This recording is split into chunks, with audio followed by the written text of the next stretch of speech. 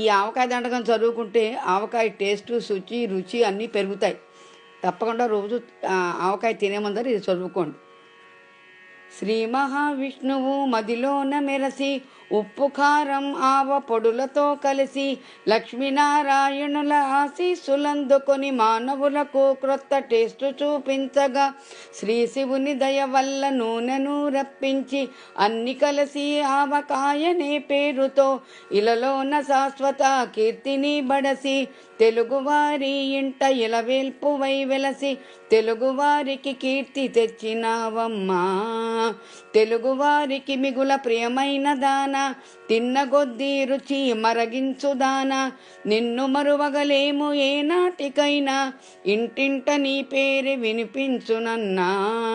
ఊరగాయలలో number 1 నీవు, మాగాయకే నీవు అక్కవైనావు, మెంతికాయకి తోటి కోడలైనావు, ముక్కల పచ్చడికి తల్లివైనావు, ముద్దపప్పు అన్నం బాగుగా కలిపి బాగా నెయ్యి వేసి నంజుకు తింటే ఆ రుచి వర్ణింప బ్రహ్మకైనా తరమా.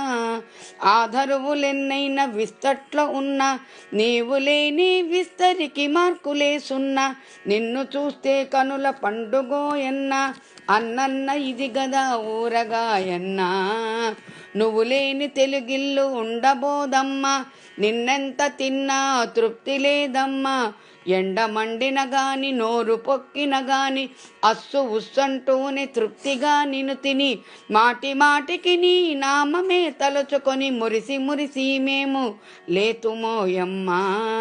దోశలు పెసరట్లు దిబ్బరొట్లలోన నిన్ను చేర్చి తింటుంటే స్వర్గమే కనిపించు, గూబగుయ్యమన్న శబ్దమే వినిపించు. అయినగా నీ కనులు మూసి నిన్ను ధ్యానించి ఒక్కొక్క ముద్దని శ్రద్ధగా తింటుంటే ముక్కోటి దేవతల దర్శన ఫలితమే ఈజీగా మాకు కలుగునోయమ్మా. నియమము తప్పక ప్రతి ఏటా మేము ఆవకాయ నోము నోతుమోయమ్మ.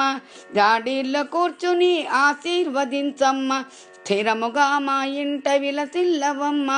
మా ఆరోగ్యము నీ చేతిలో ఉందమ్మ, కనిపెట్టి కాపాడి చల్లగా చూడమ్మా. నమస్తే నమస్తే నమః.